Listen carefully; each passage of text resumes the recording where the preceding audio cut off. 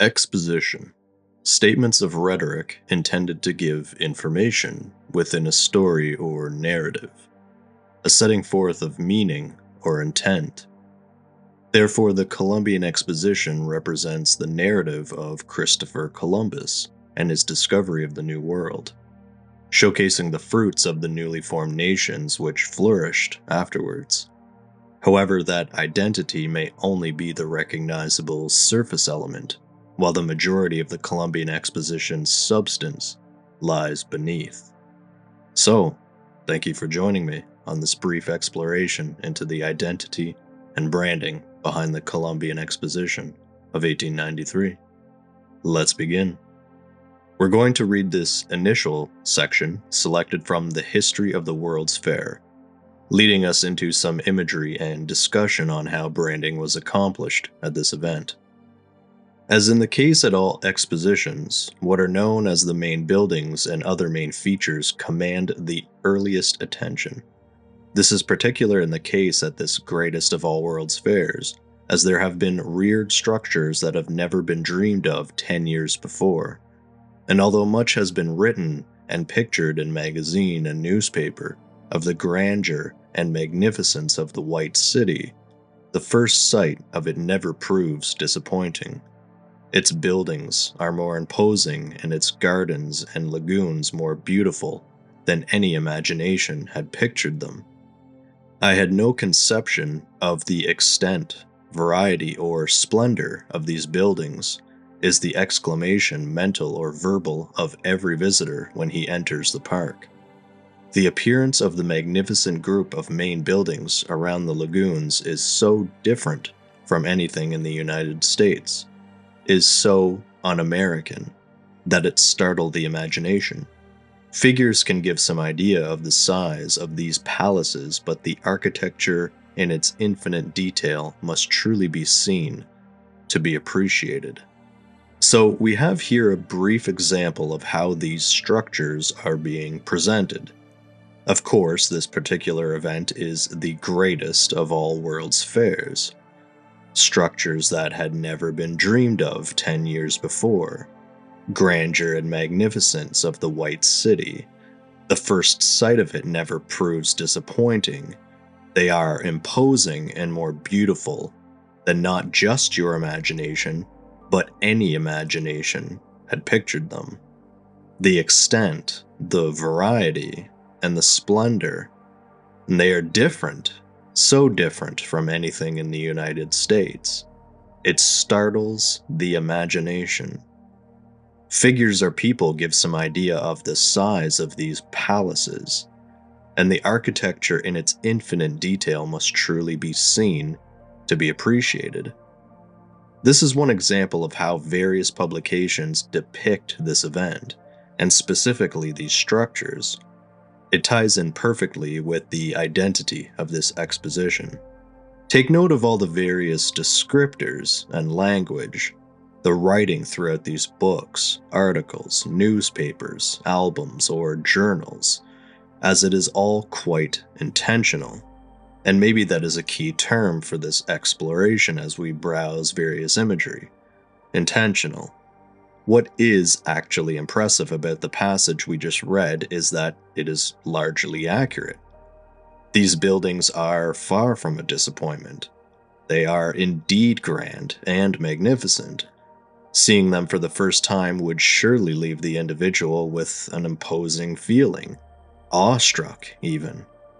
The extent, variety, and splendor that is hard to imagine even in raw scale of these buildings.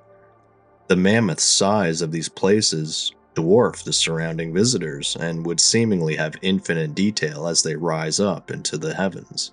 It is unfortunate that they can no longer be seen to be appreciated, as maybe an old saying could apply, that these buildings are good from afar, yet far from good, meaning that the craftsmanship appears infinite from a distance and intricate detailing beyond imagination. However, a closer inspection would reveal inconsistencies and cut-corner techniques to give the illusion of detail. Let's take a look at an image from the official views of the Columbian Exposition. A view of the mining building, this being the north entrance, which is located on the main lagoon. Let's pull at this thread of detail and get an idea of what we're looking for in this episode.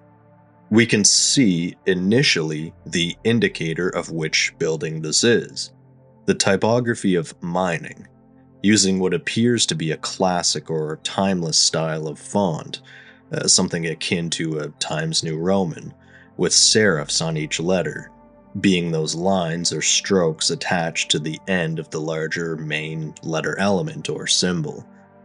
It is a bit strange that there is what looks like a period at the end, which seems a bit unnecessary.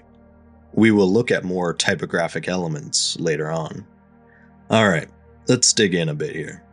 We have these large cartouche-like elements on either side, which are placed on large sections of the wall, and they also have this beveled or raised element running horizontally. These are equally distanced apart, and they descend down towards the ground. There are angel-like figures surrounding the main archway, with more detailing on the actual arch itself, even having what appears to be a caduceus front and center.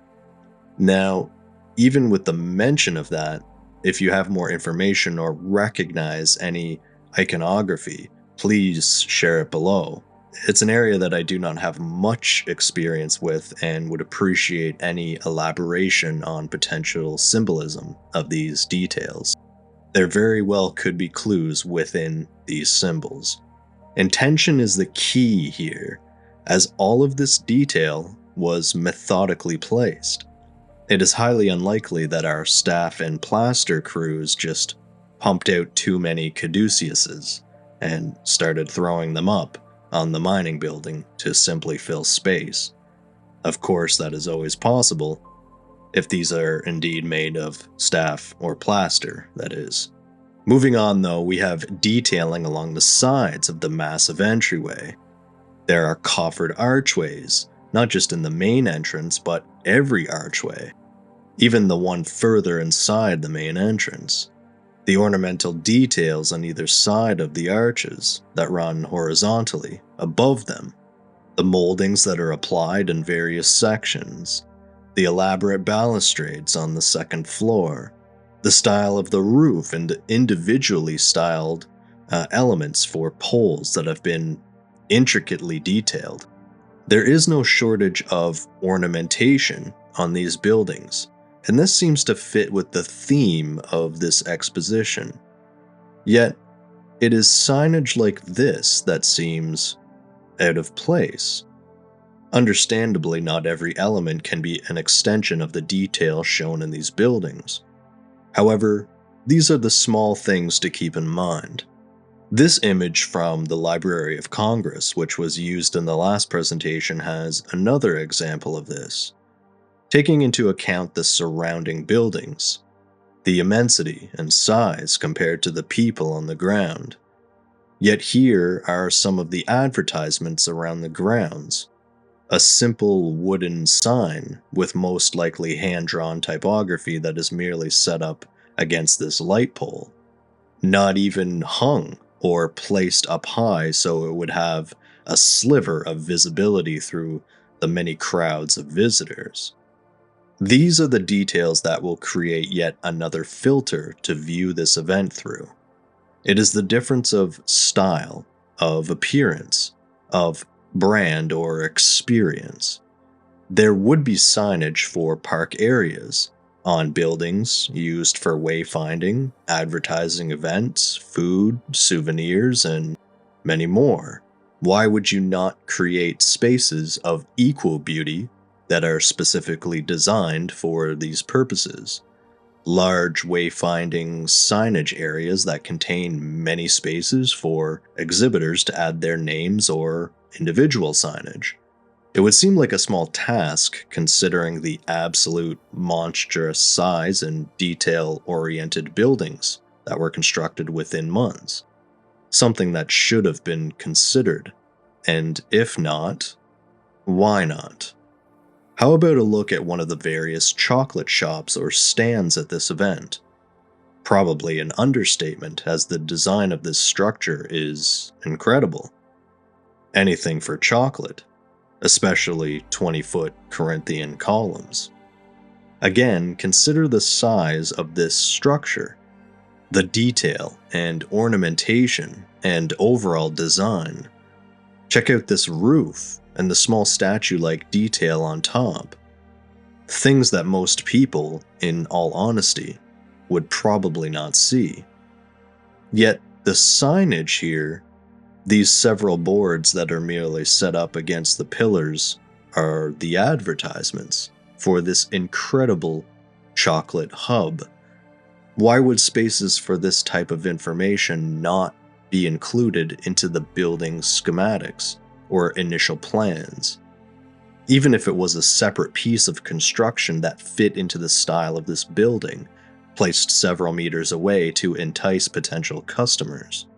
If this structure was intentionally built to provide a service to the visitors, to not include some real estate for signage of said service or offering of goodies is, well, it makes very little sense. As someone who has at least some experience in developing identities for companies, and even a few restaurants, this lack of consideration is baffling and borderline infuriating. The devil is in the details, as they say, and even if we look at the typographic elements, there are strange things happening. Chocolate bonbons, the type is set up higher within its container, and isn't quite centered. This could possibly be perspective, however the same detail is happening with the lettering on the interior structure also. How about the difference between the lettering of chocolate bonbons compared to Lowney? The difference being kerning, or the spacing between the letters, and this is usually done to achieve a pleasing result, when they are proportionally spaced. A more accurate term may be the tracking, which is the adjustment or spacing over a range of typographic elements. Is there a reason why both of these elements are not given the same treatment? Is it to give hierarchy to the brand name or family name of the chocolate business? There certainly isn't a lack of space to have both typographic elements with the same style. What about the type used near the bottom of the structure? It's actually quite different and possibly hand-painted, which then differs again from the signage initially mentioned. Just very curious details.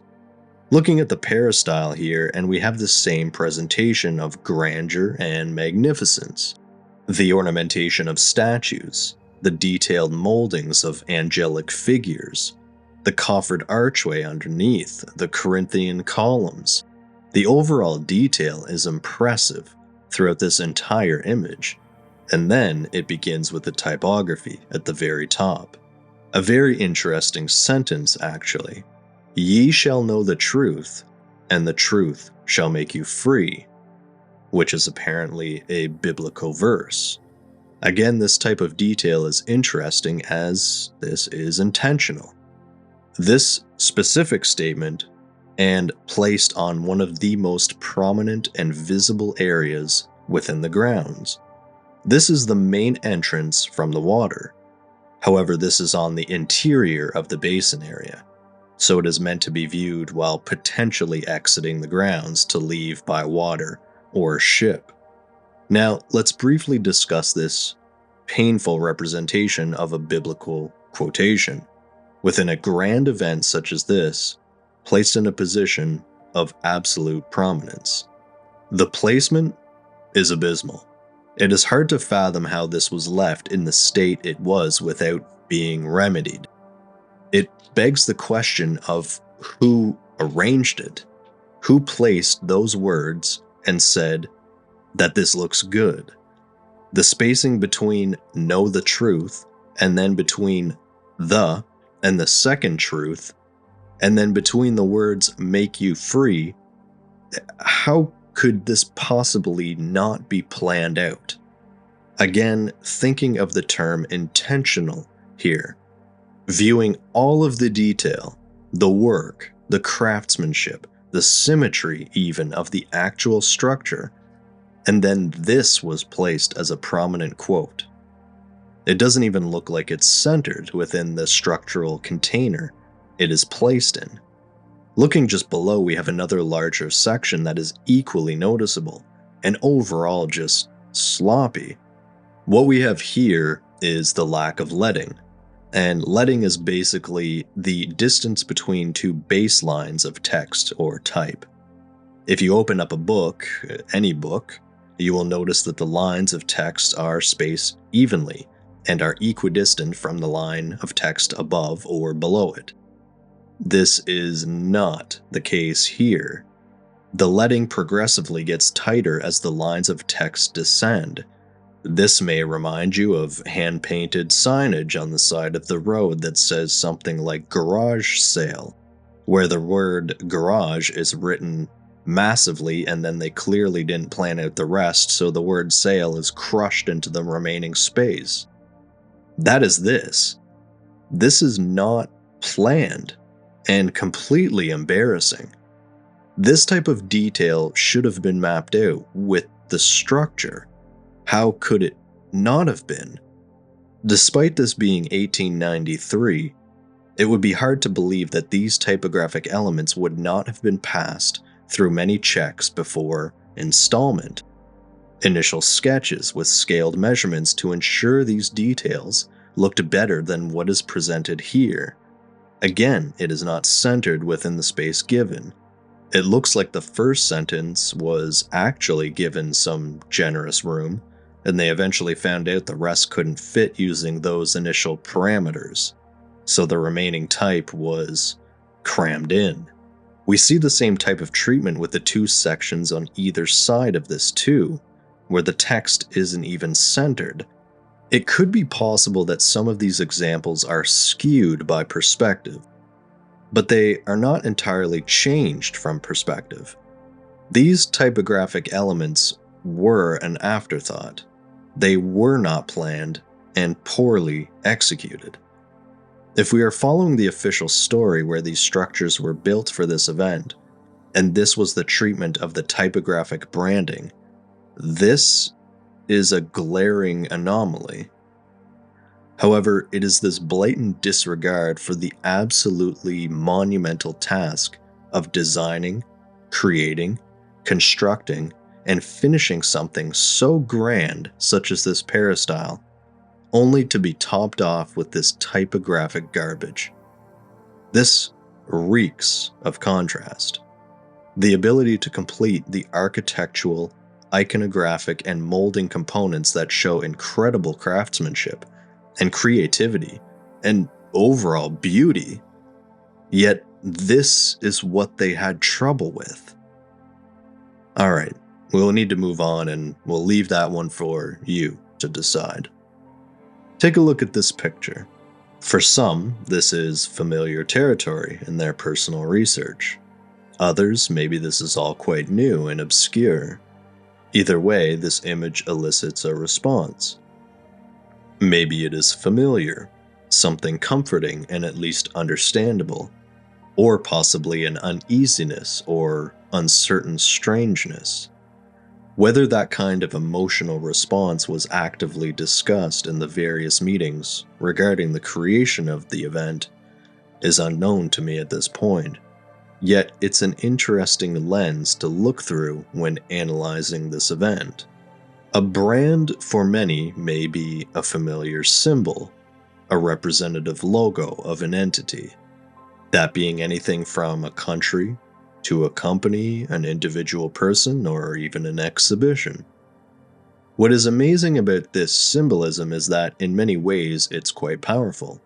It can become entrenched in your memory and completely subconscious, only activated when hearing a specific jingle or catchphrase, or seeing a certain symbol with specific colors.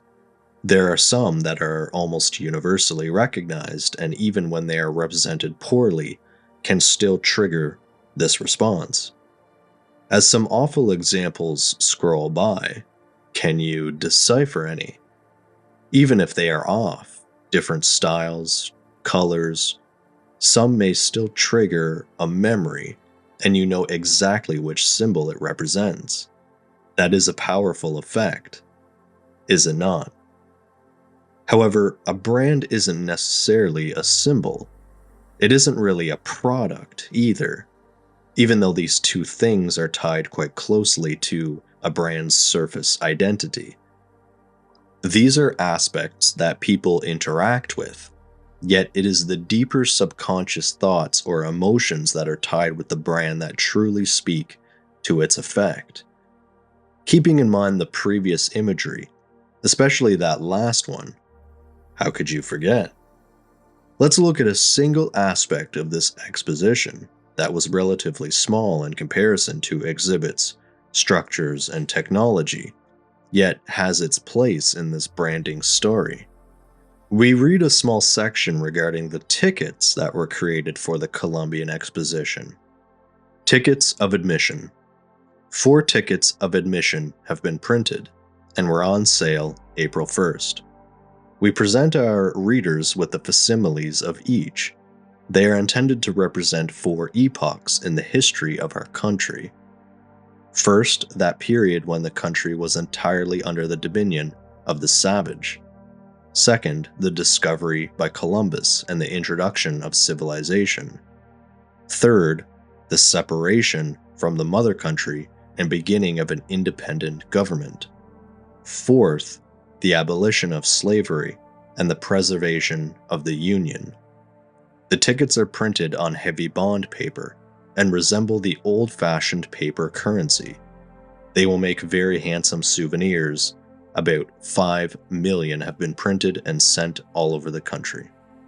Now, that small article regarding the tickets already indicates more thought and intention put into the exposition tickets than a prominent quote featured on one of the most iconic structures at the event itself. Celebrating the discovery of America and creating the initial entry point being the ticket as an interaction with the various epochs of the country. Take note of how these articles are written, the words chosen, and the specific events. Interesting how the first ticket, showing the quote-unquote savage, is not contained. The other figures have their likeness shown in a container or circular element. They are also each colored in, each their own unique color, which may have more significance. A very interesting note that these were produced by the American Banknote Company, to be likened as a currency note. Even a mention in that brief article that they will be printed on heavy bond paper, which again is an intentional choice that represents a certain look and a particular feel. This is branding. Have you ever been handed a business card that was similar to a literal sheet of 20-pound copy paper? Maybe it was a bit thicker, closer to 14 point, yet it was flimsy and almost crumples when storing it, if you actually kept it. Points meaning a term of thickness, so a 16-point card, which is the standard, still, I think, represents one that is 0.016 inches in thickness. Personally, those flimsy cards always went in the bin. This may sound strange to most, yet in the world of design, these details matter. That is your first impression of someone's business. And if that card feels flimsy, cheap, and feels almost like an afterthought, what kind of effort could you expect from that particular business? It isn't always the case, and the act of exchanging business cards isn't as prevalent as maybe it once was, yet that is the mentality. It is an extension of the brand. On the flip side, have you ever received a business card that is unique? It's incredibly thick or luxe and may even have colored seams on the side. The typography is embossed or beveled or even foiled with a particular material. Most cards have a glossy or matte finish, and you can instantly feel the difference between those cards and those that have a suede or silk finish, where it almost feels soft or velvet-like. Maybe it's a unique size, maybe it's multi-purpose, say a beer company has one end of their card become a bottle opener because it's crafted out of a stronger material. It is these details that truly speak to you, the participant. Considering this is 1893 and this type of detail is being considered for the tickets, shows at least some dedication and intention to create a meaningful experience when acquiring these tickets. Your initial experience of the exposition. So note the details, borders, and ornamental flourishes of the type, the style and layering of elements, the presence of signatures indicating a formal piece of history, and that is truly what this seems to indicate. A small, collectible piece of history, as is expected of all souvenirs. We must remember too that the article indicated 5 million were printed and distributed. Now, the actual mass media publication is dedicated to having its own episode, yet this is an aspect along with all the souvenirs and publications to remember. This is at the very infancy of mass media publication. Infancy may be even an understatement. To consider the sheer amount of publications created for this particular event was an achievement beyond anything seen before with an exposition or probably any event in the world at this time. There is a very specific reason for this, and we will explore that in an upcoming episode. Such a tease, I know. Now, speaking of souvenirs, let's consider some of what was created for this event to truly understand the scale of branding. Again, thinking of the previous episodes and the topics discussed, thinking about the logistics of the ideation, development, manufacturing, and then packing, shipping, receiving, delivery, and finally distribution, nationwide and possibly international. We have tickets, stamps, coins, postcards, corkscrews, plates, bronze medals, copper elongated plates, playing cards, paperweights, ashtrays, along with many others. Again, remember the many publications, souvenir booklets, photo albums, and information-dense books regarding the history of this exposition, many that have been referenced and linked in these presentations. So let's review another aspect that has a task actually described as gigantic within this article. We will read it in its entirety and then review some additional questions. We read, "No department at the exposition has been so busy during the past month as that of publicity and promotion. The official catalog has taken a small army of people to prepare and get into shape. One edition of the work will be ready May 1st. Another and complete edition will be out a few weeks later. It has been a gigantic task to arrange and classify the many thousand exhibits and exhibitors, but Major Handy and his corps of assistants have been equal to the task. Another matter coming under this department is the issuing of passes.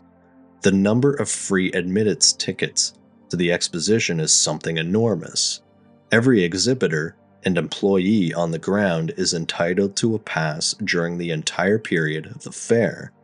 In addition to this are representatives of the publishers throughout this and foreign countries. The press is being treated generously by the exposition officials, as they appreciate the aid given the enterprise by the majority of newspapers and periodicals throughout the country. As every holder of a pass to the exposition is required to have a photograph of himself or herself, as the case may be, on the pass, the work of obtaining all these faces has been difficult. Each person entitled to a pass is sent a blank to be filled out, which must be accompanied by photographs. These are sent to the Department of Admissions, and from there to Major Handy's department, where they are approved and sent to the party entitled to the pass. Alright, we have here a task that is essentially creating a document for every exhibitor, employee, and press member. It is unknown if employee contains the workers involved in construction or just the employees working at various events during the fair.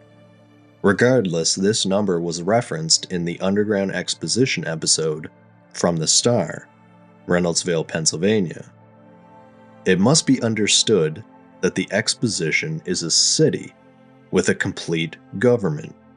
There are over 50,000 exhibitors, and 2 persons for each interest represented would give a fixed population of 100,000. So that number does not include the tens of thousands of workers and does not indicate the numerous members of the press. This really needs to hit home here with the scale of what is being described. We are being told that roughly 100,000 people were all given one of these free passes, with their information that was filled out, accompanied with a photograph. Actually, it's plural photographs, potentially multiple shots. And are we clearly understanding that all of these documents were to be sent out to the recipients? Each person then fills out their required info and includes a photograph of themselves, then returns that documentation to the Department of Admissions.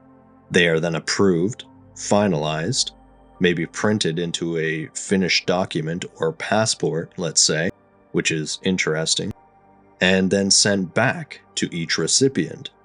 Now, really think about this.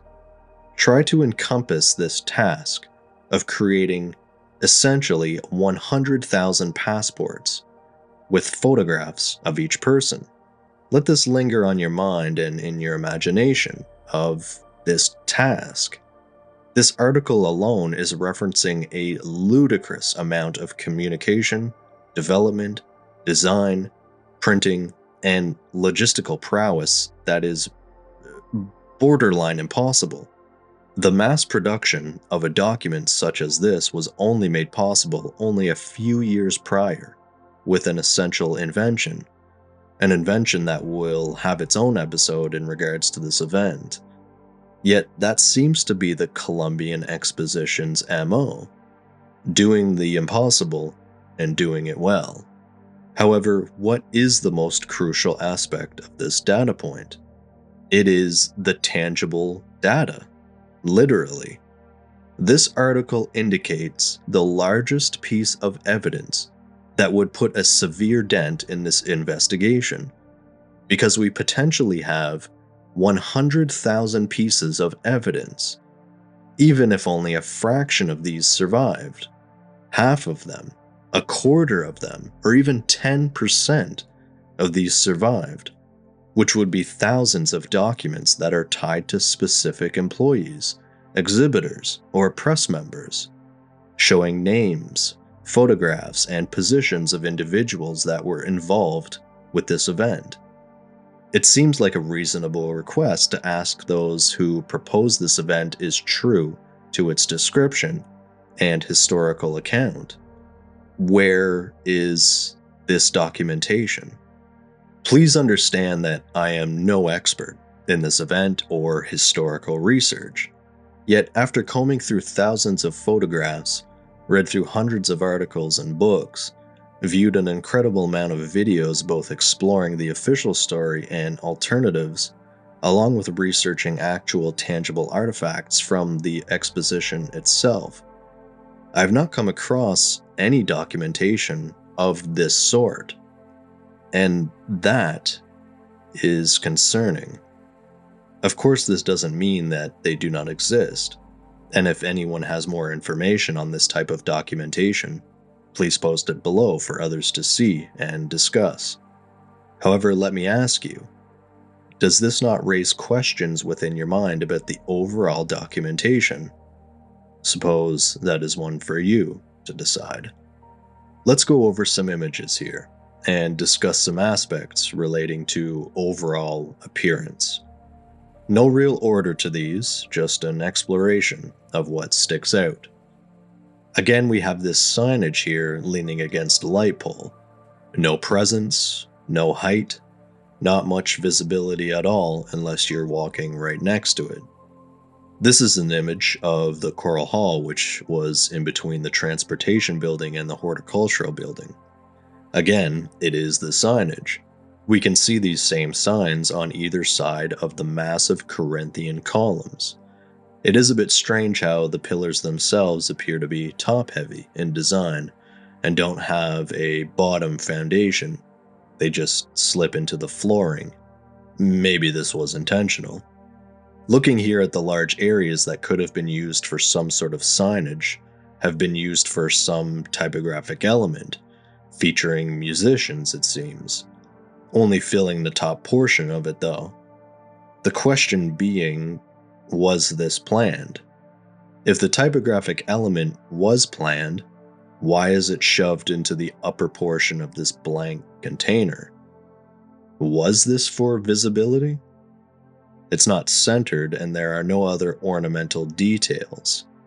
We need to begin asking whether these elements fit, if they feel cohesive and part of the whole.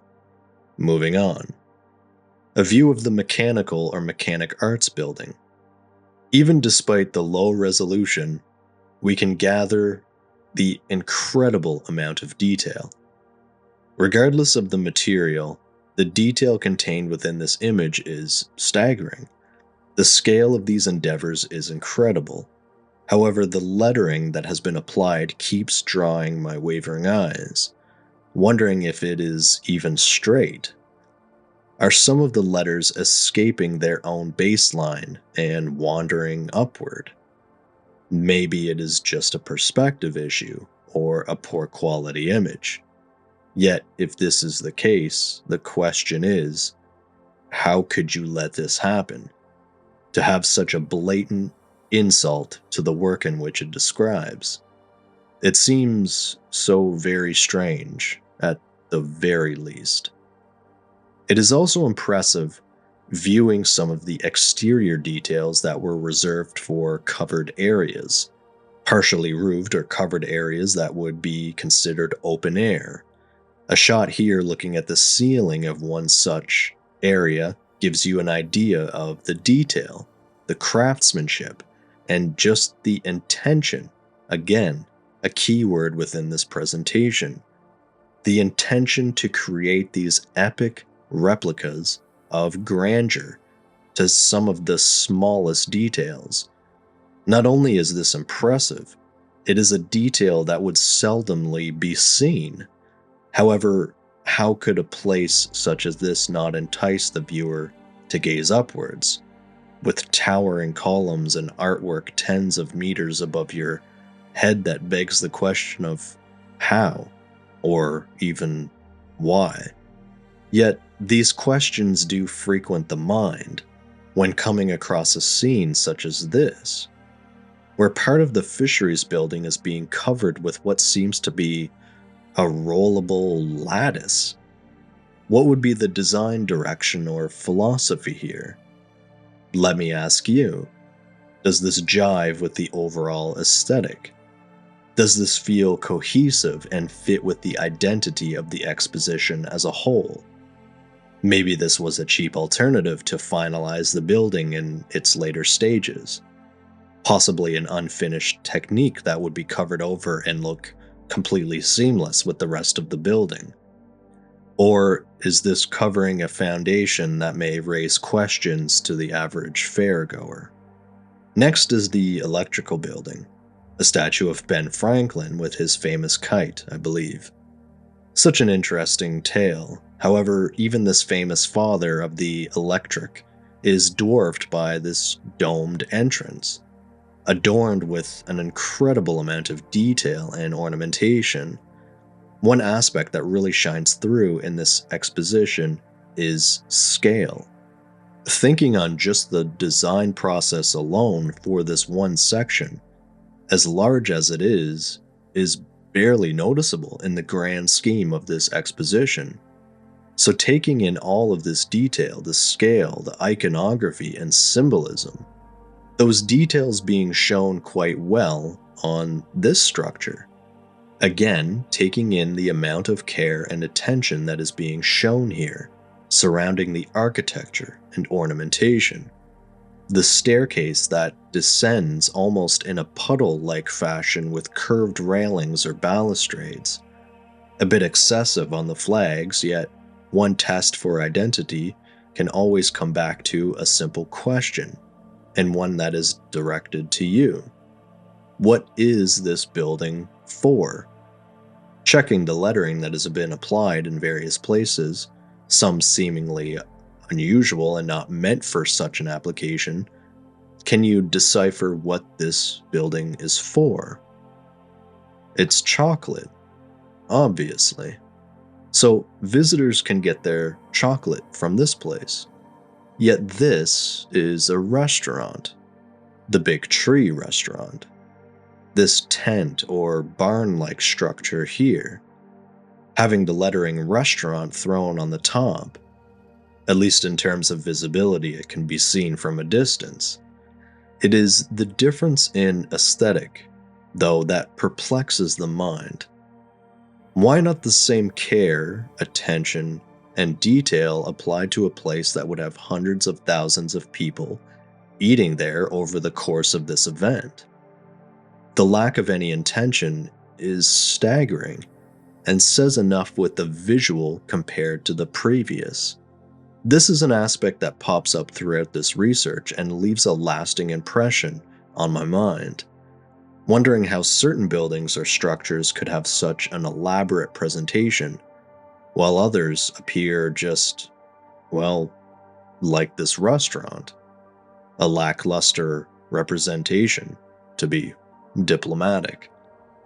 So our visitors can get chocolate from one of these palace-like structures, noticing that this building fits in with the terminal station behind in terms of appearance.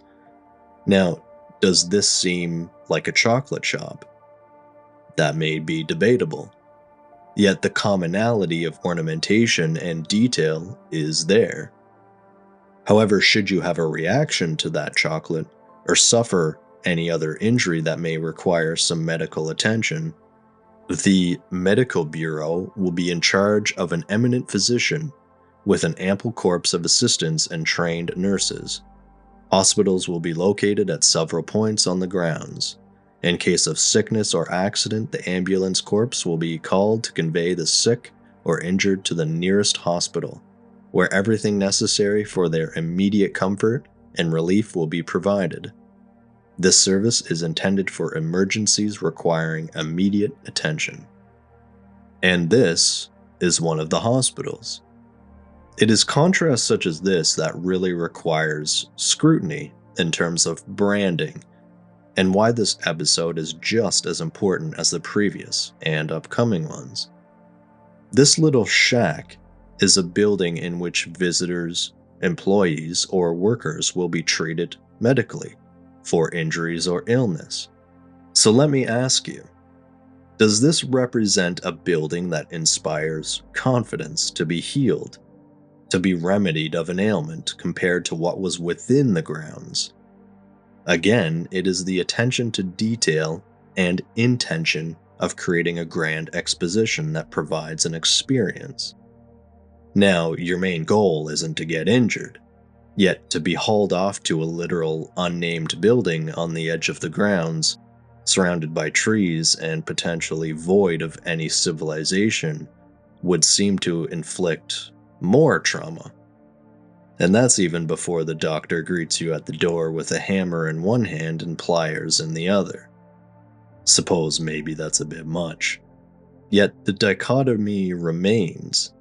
These completely opposing images of the same event. What are we to make with this type of contrast in terms of buildings? Can you square this circle? Scrolling through some of the exhibits, we can see this incredible display of elegance or beauty even. There is thought and presence in these designs, and with this type of structure, the same type of detail would be attributed to the iconography and its placement, the typography and its position to assert prominence, to command attention, drawing visitors inward or guiding them in a particular direction for wayfinding, choosing the font itself, the structural material and its layout, materials of your ornamental details along with the presence of color and its scheme, layout of the exhibit and the style of the presentation pieces, artistic backdrops with additional props to propel your exhibit and story into an experience for the viewer. It's impossible to say whether these types of details were considered, yet the fact remains that these areas had to be organized. After reviewing many of these displays, they do seem to indicate a presentation that has intention, that has meaning, at least for the majority of them. Despite many of these exhibits or displays being curated by other companies, countries, or entities, such as the Smithsonian, for example, these are all aspects to consider. There are so many amazing details that went into many of these exhibits, and this may be explored in future episodes. Yet it is usually the emotional response, the intuitive reaction that provides the most measurable feedback. For example, let's take a brief look at some of the agricultural showcases, specifically Ohio and their pavilion. Pulling out a few details from the description, we read, "The pavilion is very ingeniously constructed. It is built in the form of a Grecian temple with 2 wings. In all, there are 52 pillars. The pillars are all glass cylinders filled with grain, peas, and beans, and the effect is very beautiful. The roof is supported by steel rods which run through the glass columns and are hidden by the grain and beans. What a truly beautiful and unique display, making something that was used for structural support also become an interesting point of prominence. This was also mimicked by others such as New Jersey. It exudes a creative aura for clever ideation and overall execution. Other exhibits showcasing many grains or seeds or fruits on display, whether they are arranged in an ornate fashion or displayed in jars of glass for a keen observer to investigate. Even the term glass jar is likely an insult to many of these intricate and varied glass casings that contain many agricultural items. There are some strange aspects to these displays, and these examples are a perfect segue into why some of these displays appear as if they are being covered. Were certain structures really built in order to display a pillar of rocks, minerals, or gems? Does this seem like the most logical way to display something of this nature? It is unique, yes. Maybe that is the intended creative direction. Or do some images hit that intuitive nerve? Maybe viewing California's Great Golden Pyramid of oranges, composed of 13,783 luscious specimens. So the question to you is, does this resemble an orange display? And maybe that is hard to determine what an orange display should look like. It is unique, it is bold, and imposing. The plants set on top and on the ground are indeed questionable though, considering this is a horticultural display. Do these types of details appear intentionally planned? Does this feel like a cohesive exhibit? Or does your imagination float into speculative territory and question whether these fruits have been placed on something, covering something? Were these exhibits merely leaning into the overall grandeur of the fair design, pulling elements of a more ancient perspective and creating iconic replicas to display their treasures, creating elaborate installations that would in many cases be similar to art installations today, where the artist creates an effect or visual using something totally unconventional? It creates this brief hiccup in the viewer's mind, maybe not quite the same, but potentially similar to an initial reaction to a magic trick that leaves the audience baffled momentarily, creating that lapse in judgment and inserts almost an overwhelming disbelief. These are the details to be considering when viewing through the lens of the exposition identity. There are so many components that are intricately planned and coordinated in all aspects of this event. It encompasses the event in its entirety. It seems to be the consistency of the inconsistencies that remain unusual and worthy of mention. This is where the visitors can get condensed milk. Here. Yet over here is a view of a cafe and restaurant. These are the grounds of the event as a whole. Yet here is one of the entrances. A view of the Grand Basin with the impressive peristyle and agricultural building in the background, while in the foreground we have this collection of benches in this strange arrangement. And is this a curious detail? These benches that are placed around the grounds, and in some cases in collective bunches. When developing this event, would creating seating that tied in with the overall design be more cohesive and immersive?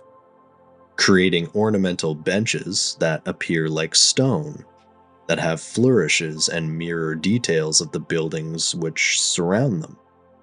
These benches feel a bit lackluster compared to the effort poured into the buildings themselves.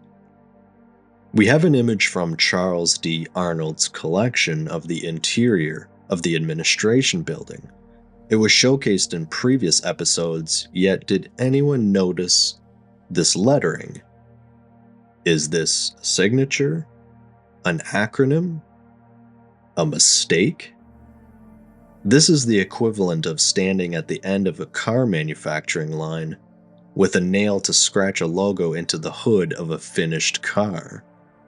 Upon closer inspection, it may actually be the letters WCE, which would most likely equate to World's Columbian Exposition. This is one of the more curious images at this exposition. I can barely hold my tongue at this egregious display of blatant disrespect to whomever crafted these ornamental pieces, regardless if they were made at the time, for this fair, and out of plaster. So let's redirect to you.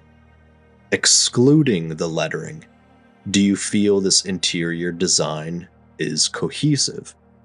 Excluding the lettering, do you visually see intention, see methodical placement, see a form of artistry through visual direction, through storytelling? If we then consider the lettering, do you see an image that has inconsistencies in its identity? Or do you see nothing wrong with this image in its entirety? That is for you to decide. We have instances such as this image from the Book of the Fair, Section 5 or Volume 5, that shows a view of the horticultural building, the main detail being the light fixture. The bulb is different from the general style shown in much of the imagery surrounding the fair. This potentially being a design decision and creating a uniquely designed bulb to represent a bulb, a flower bulb, that is. Maybe this is reaching, however, the difference in style is clear. Now, there have been various references of how the interior of buildings exceeded that of the exteriors. These interior images are available, yet are few and far between and would have expected a much more thorough documentation. The next few images are showing the interior of the New York State building. And let's not forget, the New York building is almost the best stage structure erected. Work did not commence upon it till March 1893, but it was pushed along briskly. So 2 months before the opening of this event, work on this building commenced. 2 months. The exterior is incredible and is truly a beautiful building. Yet look at some of these interior images. We have a jaw-dropping amount of ornamental detail, excessively intricate, an overall abundance of visual stimulation, from floor to ceiling, from wall to wall. No matter where the eye looks, it is met with multiple layers of artistry. Suspend your bias and perspective on this event and understand the amount of work this would conceivably indicate. All of these images of various aspects of this exposition are intended to convey branding or identity in terms of design, in terms of intention. As everything you see within this image, within all images thus far, had to be designed.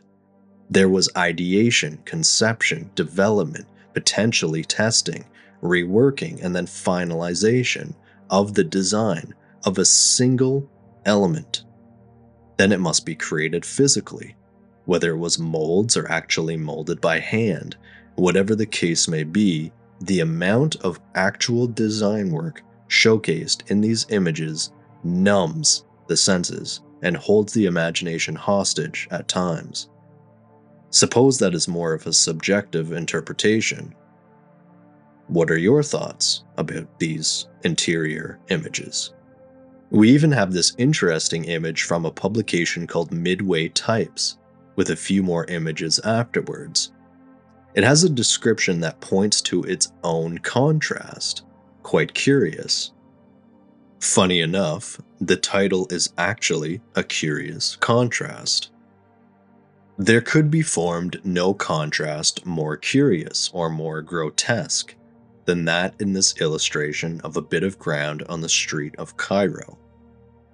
The contrast is presented in the placard over the door by the 50-cent chair at the entrance and by the ticket seller at the ticket window, who calmly takes your 10 cents and flips out a ticket to enable you to see royal mummies and sacred tombs, while dancers from the Nile move cumbrously to sacred music, evoked from the oddest of instruments. All in all, it was a new showing of old age and youth hitched together by exposition clamps. So they make it out to be a bit more tongue-in-cheek with the ancient setting of Luxor, with the youth hitched together by exposition clamps. Felt that this was worthy of including. Almost everything that we see within the imagery surrounding this exposition was designed in some fashion, from the extravagant details within the buildings to the exterior areas which the fairgoers gathered. This event hosted multiple exhibits that showcased various ruins, treasures, and technology. There were even entire villages that were constructed to immerse visitors into parts of the world they may have never seen or even known about. Not only that, these events were an immersive experience.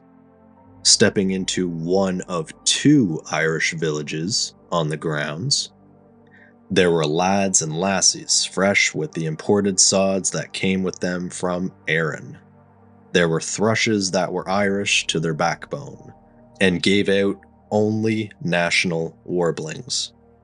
Irish bagpipes squeezed out rousing Irish tunes. Irish goods went for the Irishman's money, and many a fine old Irish gentleman met his like from lake, city, and country. Exiting one part of the world and into another, where you may find yourself on the bricked streets of Cairo, Egypt, filled with shops and exhibits while the buildings rise upwards. It will require a harsh reality to convince you that they were on Chicago Earth, and that you are not contemplating an Oriental scene on an Oriental street.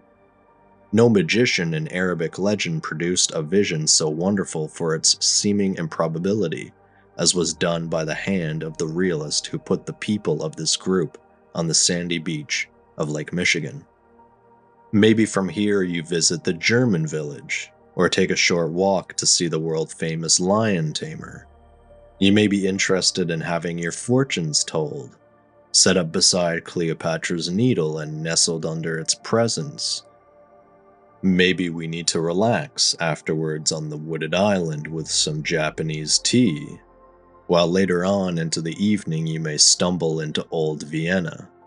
There were dancers and actors, animal tamers and jugglers, beer maidens and swordsmen, showing as many corners of the realm as possible to all those who were fortunate enough to purchase a ticket to the Columbian Exposition of 1893. This was seemingly more than an event. It was an experience, enveloping the visitors and educating them on the various corners of the world which were showcased. They learned about many places, people, and treasures, not only through verbal or written histories, but visual storytelling, entering into the exhibit themselves, in many cases to immerse themselves in this education of the places, the people, and their treasures.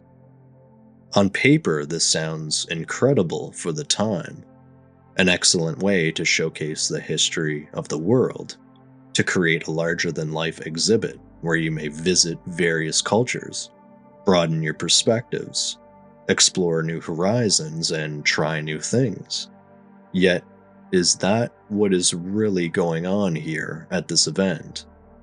Was this merely a World's Fair celebrating all those who were invited along with the great founder of the New World, Christopher Columbus? And certainly we cannot end this episode without discussing Columbus, of course. The man, the myth, the legend, the discoverer of the New World, for it was the celebration of this discovery that led to this very moment in time, this grand display of such a youthful country displaying its economical prowess. Yet there is only one thread that will suffice for this episode, and that is the narrative of Columbus. It was the 400th anniversary of the discovery of the New World in 1492. Minus 1 year, as this event, taking place in 1893, was 1 year too late due to the immense amount of work to complete this exposition. We briefly touched on a section in the history of the World's Fair that indicated if the visitor should question the amount of capital spent to create this event, you may as well question the entire story of Columbus. It was described as a written guardrail in that episode, and why would you discourage anyone from questioning not only the expenditure of this exposition, but the discovery of the New World itself? Was this event used to solidify a specific perspective? One thing is for certain, is that most, if not all, publications surrounding this event were not filled with stories of tradition or information gathered from dusty manuscripts, taken from dingy pigeonholes, or from the chambers of musty vaults. There is no shortage of this type of written rhetoric. Again, something to note as it resembles the identity of the fair. Even a brief search regarding Columbus and his journey provided to be somewhat muddled in certain respects, referencing the Compendious Geographical Dictionary from 1791, which contains a description of all the empires, kingdoms, states, republics, provinces, cities, chief towns, forts, fortresses, castles, citadels, seas, harbors, bays, rivers, lakes, mountains, capes, and promontories in the known world. We read this small section that states that one of the richest islands of the Caribbees or Caribbean was discovered by Christopher Columbus in 1592. This is a bit strange, as he would be roughly 141 years old, being born in 1451. Yet, it is this difference of 100 years that begins to pop up. All documentation surrounding the fair, and certainly even today, indicates the discovery of the New World being 1492. However, this small section in a publication from 1714, called Natural Religion Insufficient and Revealed Necessary to Man's Happiness in His Present State, mirrors the last book. But here our author puts me in mind of the companions of Christopher Columbus, who first discovered America about the year 1592, and again mirrored in Professor Campbell's further explications from 1736, then from a book titled A New and Easy Introduction to the Self-Study of Geography from 1746. Yet another mention of St. Domingo, the island referenced in the first publication, and how it was discovered by Christopher Columbus in his first voyage in 1592, who called it Hispaniola. There are even references to a Captain John Smith that sails to various areas of the world in 1592, which ultimately may have no connection with Columbus or this story. Yet the numerous accounts are puzzling. Despite these few examples, there are still multitudes of references that indeed state the discovery being 1492. So, could this mean the discovery of the New World is somewhat distorted, or even disputed? Maybe there were other individuals, nations, and royalties that wanted this particular discovery in their record, in their history books. Even the story of Leif Erikson is an interesting one, being a Norse explorer and touted as the first European to reach North America around the year 1001. An interesting Viking ship was moored on the shores of Lake Michigan that resembled the very ship Eric the Red and Leif the Unlucky sailed to set foot in the New World. It is interesting how Leif is labeled as unlucky, yet most references after a quick search indicated he was known as Leif the Lucky. Fairgoers may have wondered why there was a Viking ship displayed at this event, and the reason this vessel was built by the Norwegians was to prove to the world that the Vikings did discover America, that their staunch ships were quite capable of the voyage, and those hardy mariners as staunch as the ships they navigated. It can now no longer be said that the feat was impossible or even improbable. It has been accomplished, and as nearly as possible over the same route, by Captain Magnus Anderson and 12 worthy descendants of the Viking race. No modern invention was used to simplify the task. The Viking is modeled exactly after the vessel unearthed at Sandefjord, and which is preserved in the museum at Christiania, Norway. Yet another interesting record within this event, and we'll leave the Columbus storyline for you to decipher. There was an interesting image that was captured in Jackson's famous pictures that shows a close-up image of the transportation building. The most interesting being the almost abstract artistic impressions on the arches, and shown on the side panels here as well, almost appearing as cymatic renderings. This again being another question of branding. We are continually told that most art and symbolism placed on these buildings represents the building and exhibits found within. So, do these patterns or designs or symbols represent the world of travel, showcase the design of transportation? Something to think about when viewing more detailed imagery of these buildings. One additional note with some imagery and iconography.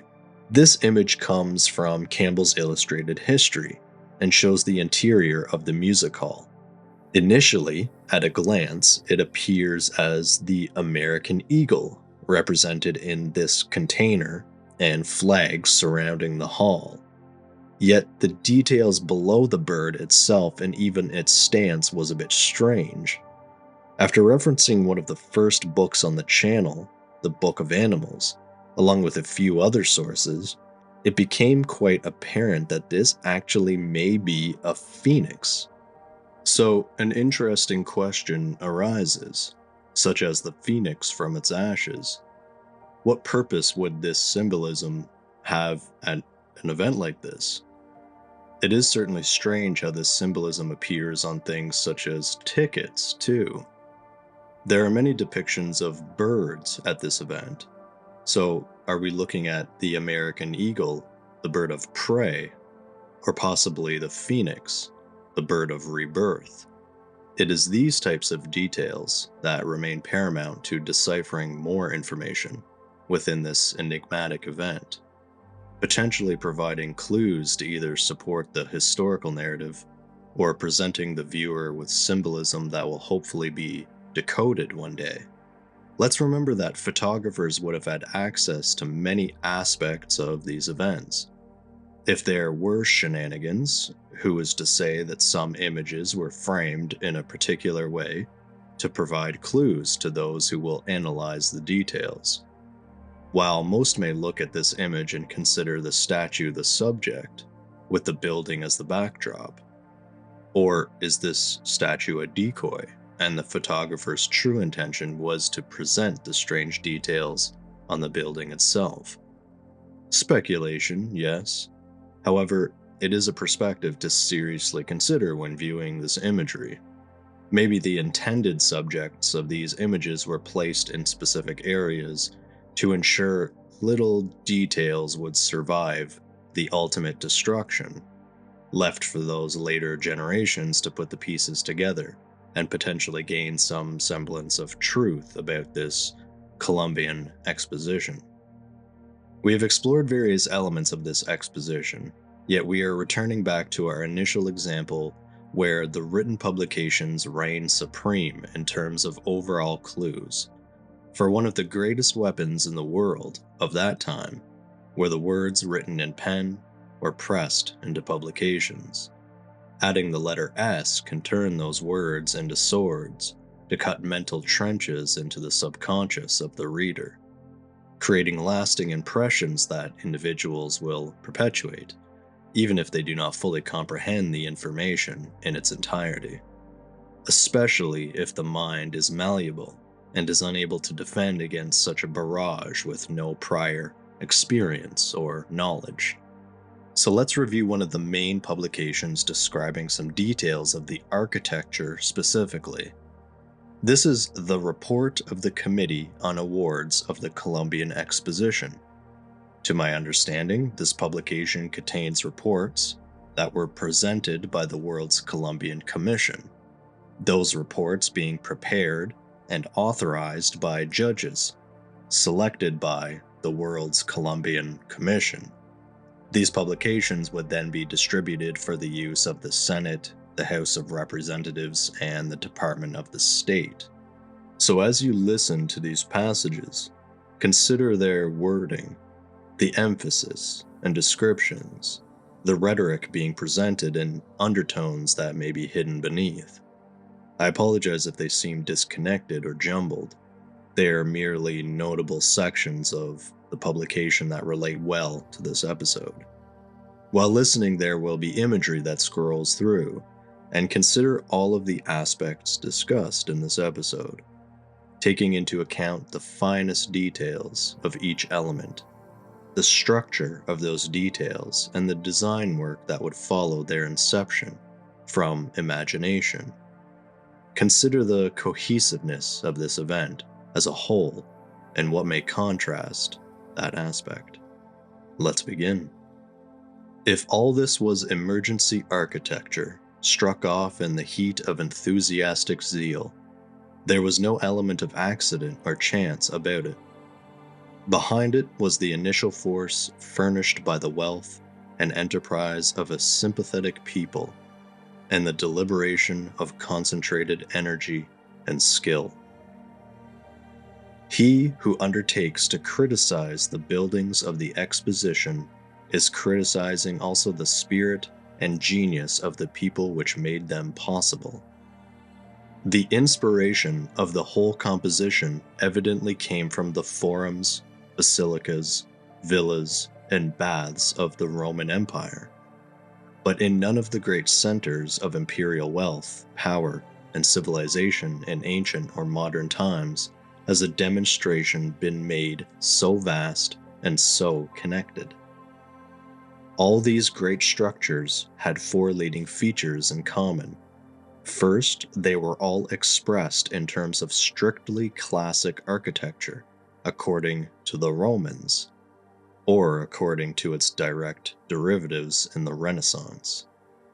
On the other hand, it seemed to be proved that structure itself, as well as the decoration of structure, could express horticulture by long stretches of low glazed galleries and a wide spreading dome of glass, that a free use of the technical qualities of Romanesque could tell the spectator, as soon as he approached another building, that it was devoted to the illustration of the industries of the sea, that a modern windowless building of pure Greek architecture could be intended only for an exhibition of fine arts, that another modern building constructed on the main lines of the central hall of the baths of Caracalla, with vast broadly spreading arches and loggias, wide open for constant ingress and egress, could only be the monumental terminal of a great railway system with its offices of public comfort. That still another, differentiated from the rest of the classic neighborhood, in which it occurred by a marked predominance of vertical lines, by a multiplication of tall campaniles, by a certain quality of delicate nervousness, as it were, of animation and quickness of movement, as contrasted with the unbroken horizontal lines and the severe repose of the other great monuments, must have been inspired by the idea of electricity, and that another, its nearest neighbor, by a ponderous simplicity and largeness of scale, must have been intended for the display of coarser industries and products, such as mines and mining. It is not unpleasant, moreover, to fancy that we can detect the essentially feminine element in the design of the women's building. Now, before moving on, consider the last passage and review your knowledge of the buildings themselves. When viewing these structures, can you indicate which building was for machinery or electricity, which was for mining or agriculture, or the difference between the music hall and the casino, merely on aesthetics alone? Do they genuinely reek of their supposed exhibits represented inside? Something to consider, indeed. Back to the publication. In the next section of this document, I'm just going to highlight various styles that are related to the buildings. So it may be a bit choppy, but see if you can find any consistencies. Buildings resided in the difference of the classic formula, lines of the French Renaissance, the quality of the Renaissance, purest art of the Roman Empire, was in the modern French Renaissance, the triumphal arches of the Romans, the freer French classic of the 16th century, the classic formula, influenced, however, by Italian than by any other historical examples. If these artists had not been familiar with the Byzantine or Romanesque forms, their designs would have assumed a character entirely different from that which they actually developed. We have another reference to free Italian Renaissance, was fundamentally Greek, modeled after an Italian villa, used a Romanesque motif, sort of free Renaissance. His peristyle and terminal building were of imperial Roman type, had their Roman academic character purified and refined by Greek feeling. Thus only two of the greater official buildings, transportation and fisheries, expressed in romantic terms. All the rest were classic. This produced a result memorable in the history of architecture. Foreign critics have been good enough to say that according to their own standards, this New World work was brilliantly done. Indeed, that no European work had surpassed it in purity, elegance, and correctness, and none had approached it in scale. But they expressed disappointment that it was not so characteristically American. They expected possibly something new, bold, and astonishing, some expression of semi-barbarous power and undisciplined invention, at once admirable and curious, poetic, possibly, but ungrammatical. A few other sections here of note. The architecture of America, like our language, has its roots in the Old World. Our architects, like those of modern Europe, have inherited all the knowledge of the past. The old types are as much ours as theirs. They constitute a universal language of form. It would therefore be a work of supererogation to deliberately attempt to force upon our architecture a patriotic expression of spurious originality, to construct a new language, when none was needed, especially in the world's Columbian Exposition. In using the classic types, therefore, our architects were performing their highest duty to contemporaneous civilization. They were setting before our own people also a visible expression of high culture, which should serve not only as an enlightenment, but as an incentive, should open to the minds of the common people of our country, starved by the narrowing experiences of their uneventful daily lives in factories or on farms, in tending machinery or in trade, a wider vision and a far nobler ideal of living. The architectural message at Jackson Park was addressed not only to the learned few capable of appreciating the technical qualities of a work of art, but to the people who, while in its presence, far from being indifferent, were evidently inspired with new and higher emotions than ever before had stirred their poor, stagnant, and darkened lives with the consciousness of new capacities of expansion and knowledge. It has been said that our people took the high pleasure provided for them at the World's Fair too seriously, that they were not gay and laughing as at a festival, but observant and conscientious as in the performance of a duty. They came for pleasure, but after the first emotions at the overwhelming beauty and majesty of the spectacle, they remained to learn.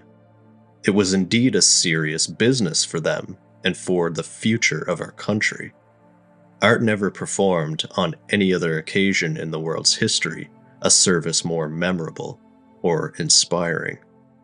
Who among our hard-headed, practical, common-sense people has complained that the cost of the great display was a waste of treasure, which might far better have been devoted to some other purpose, as in the founding of a permanent institution of liberal culture? In fact, the Exposition of 1893 at Chicago was itself a free university of the largest possible scope, and its architecture was based upon motives high enough to constitute it a department of the highest learning. No philosopher of the Academy, no scholastic of the Middle Ages, no student of Oxford or Cambridge ever studied in such cloisters or was ever sheltered in porticos so majestic. If the pleasures which our people took in the shadows of this university had been taken less seriously, perhaps it would have been difficult to condone the vast expenditure. To prepare from material so unpromising for a result so poetic and so noble, to convert those marshy hollows into formal canals and basins in the south part of the park, and into the picturesque and winding lagoon in the north, to enlarge and level the sand dunes so as to constitute vast terraces fit to receive the greater buildings, and to bring these buildings into articulate relations one with another and with the waterways, so that there should be nowhere any evidence of accident or caprice, and so that order, heaven's first law, should everywhere palpably prevail, as in the avenues and courts of the ideal city of the blessed. So finely organized was the scheme that each of the vast palaces which, finally, as with the music of Orpheus, arose upon the terraces of the court of honor, thus provided, was an essential and indispensable part of it. Thus, the court of honor represented and illustrated all that was best in symmetrical composition. It was a symphony not of precise echoes or mathematical repetitions, but of harmonious correspondences, the special and characteristic note of every building playing its due part in the silent music. The justification of this celestial harmony of form was in the indelible impression made by it, even upon the dullest and least impressionable minds. The divine function of architecture, to elevate, to purify, and refine, seemed at last to be restored to mankind. Every building of the Court of Honor can furnish many details which might serve as models of academically correct and scholarly technique in schools of design. Doubtless, they will be so used for many years. Some interesting notes contained within this publication that perfectly fit with the overall identity of this event. Surely there is much to consider within these passages, and would encourage everyone to investigate this document and all documents linked below. It seems evident that the story of branding is vast and cannot be contained in one presentation such as this. Hopefully the ideas presented offered some different perspectives and will provide more threads to pull at, along with another lens to view this event through. The main idea with this presentation is to consider all aspects discussed in terms of branding, and to try and imagine the remaining details that are far more numerous that were not showcased. How do they all fit cohesively? Are stark contrasts visible? And if so, are they intentionally done? One thing to consider with this event, and is something that was briefly touched on, is the emotional response. With much of the quoted passages discussing the educational factors of this event, a university of high degree both in exhibits and architecture, while also indicating a specific duty to the visitors to observe and to learn, would the magnitude, the overall grandeur and sense of abundance leave an impression on your being? Let's do another quick experiment to really illustrate this point. Think of the worst moment in your life. Don't dwell there, just remember it briefly. Was it a loss of a loved one, a defeating moment, a missed opportunity? Who were you with? What were your thoughts? And more importantly, how did it feel? Alright, let that memory fade. Now, think of the happiest or most joyous moment of your life. A moment of complete bliss. A moment in time that you were ultimately content and immersed. Were you with family, friends, loved ones? How does that feeling feel? Now, if you did humor me, even slightly, is it not interesting how those two moments can potentially be brought up so quickly? Not only that, but shifting from one spectrum to the other. Maybe initially there was a hint of sadness, while thinking of a terrible experience in your life, while a few moments later you may have had a small smirk on your face thinking about one of the best moments in your life. Moments like this are easier to recall because they are intrinsically tied to emotion, fear, or love, and everything in between. So, was the intention to intertwine the visitor's knowledge of themselves and the world around them with the paradigm that was presented at the Columbian Exposition of 1893? Suppose that is for you to decide. We will end with this final note, something to ponder regarding this entire presentation and exposition. This small passage coming from Martin's World's Fair album, and is a direct quote from President T.W. Palmer discussing the exposition in regards to its effect. To me, it seems that if these buildings should never be occupied, if the exhibit should never come to attract and educate, if our people could only look upon these walls, towers, avenues, and lagoons, a result would be accomplished by the influence diffused, well worth the cost. That, my friends, is branding. That is exposition.